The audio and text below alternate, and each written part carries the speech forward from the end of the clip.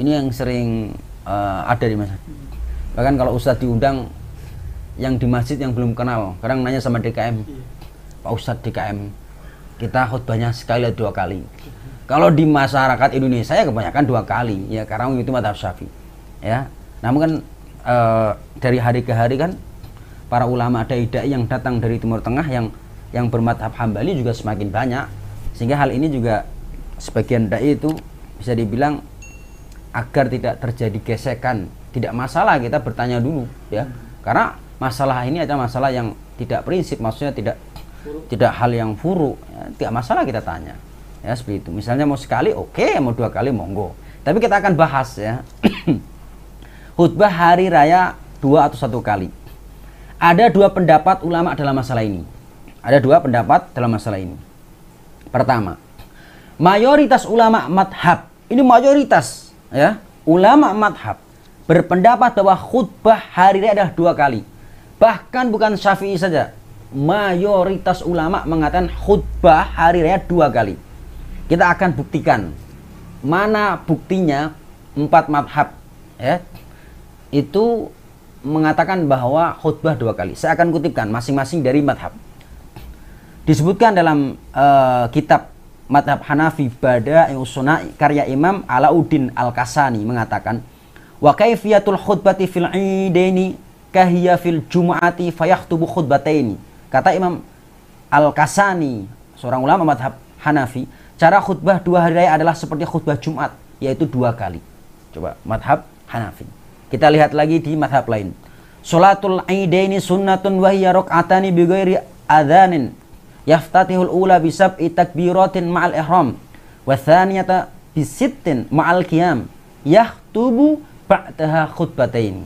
Salat pada hari raya Idul Fitri ya, atau Idul Fitri dan Adha hukumnya sunnah.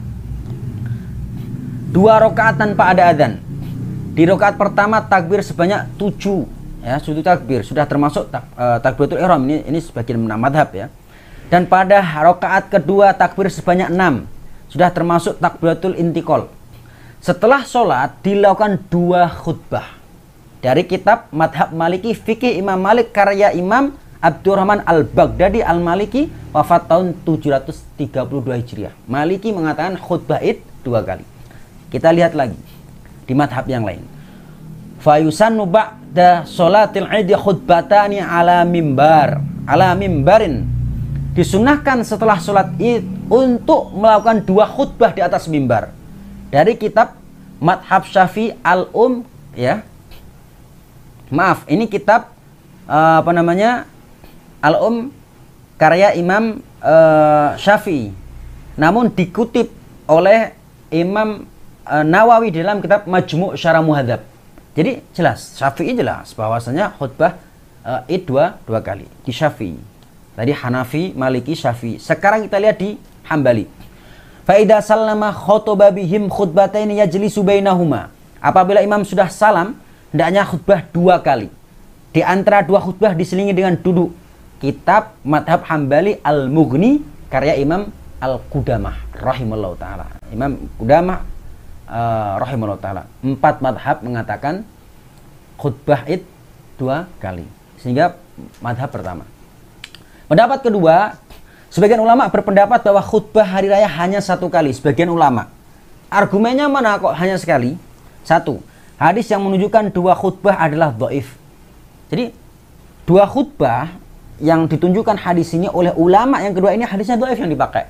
Sehingga tidak diamalkan. Ada hadis misalnya, ada hadis yang diriwayatkan Ibnu Majah adalah dari Jabir. Berkata Rasulullah keluar ke musola tanah lapang pada hari Idul Fitri dan Adha, lalu beliau berkhutbah dengan berdiri, kemudian duduk sejenak, kemudian berdiri lagi seperti sholat Jumat. Namun hadis ini adalah dhaif ya.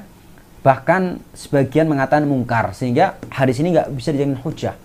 Jadi khutbah 2 kali berdasarkan hadis ini dhaif. Kemudian dalil kedua, ulama yang mengkiaskan khutbah hari raya dengan khutbah Jumat adalah tidak tepat. Ada memang ulama yang mengatakan bahwasanya khutbah id mengapa 2 kali karena dikiaskan disamakan dengan khutbah Jumat. 3. Yang ada justru hadis yang menunjukkan bahwa khutbah hari raya hanya 1 kali. Kalau tadi dhaif 2 khutbah. Yang ada justru satu kali berdasarkan riwayat. Ada satu riwayat, aku sholat id, kata Jabir, bersama Rasulullah, beliau mengawali sholat sebelum khutbah dengan tanpa adzan dan iqamah. Usai sholat beliau berdiri dengan bersandar kepada Bilal, kemudian memerintahkan agar bertakwa kepada Allah dan mentaatinya, menasihati manusia dan mengingatkan mereka. Kemudian beliau berlalu hingga sampai ke tempat para wanita menasihati dan memberi peringatan kepada mereka. Sabdanya, bersedekahlah kalian karena mayoritas kalian adalah bahan bakar neraka jahanam. Lantas ada seorang wanita yang paling cantik berdiri, pipinya kemerah-merahan, dengan berkata, mengapa wahai Rasulullah? Beliau bersabda, karena kalian banyak mengeluh dan mengkufuri suami.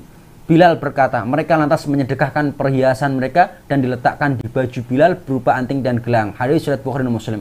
Hadis ini bahwa Rasulullah sholat, habis sholat langsung berdiri khutbah sekali sudah. Ya, ini dijadikan sebagai dalil bahwa khutbah Id hanya sekali. Pendapat ini juga diambil oleh ulama-ulama kontemporer, ya, ulama-ulama Saudi seperti Syekh Muhammad bin Shalih Al-Utsaimin dan ulama-ulama timur lainnya, ya.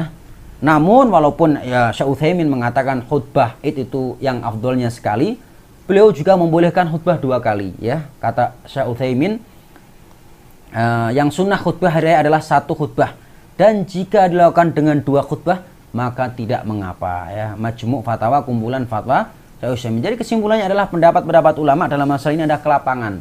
Jadi mau khutbah 2 kali mau sekali boleh saja. Bahkan ulama yang mengatakan khutbah itu 1 kali, kalau 2 kali tidak masalah. Jadi nggak masalah sebagai seorang ustadz, sebagai seorang dai, kalau khutbah di tempat-tempat yang kebetulan memang sudah biasa 2 kali tidak ada masalah. Jangan sampai ustadznya nolak, misalnya nggak mau khutbahnya kalau 2 kali. Ya ini sebenarnya terlalu apa yang bilang tasyadud, ya, seperti itu. Wallahu a'lam.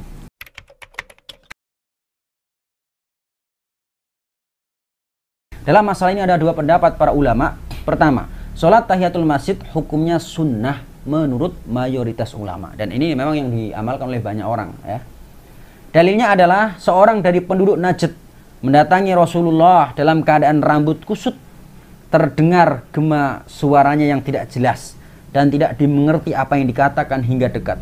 Ternyata ia bertanya tentang Islam, maka Rasulullah menjawab, sholat 5 waktu sehari dan semalam.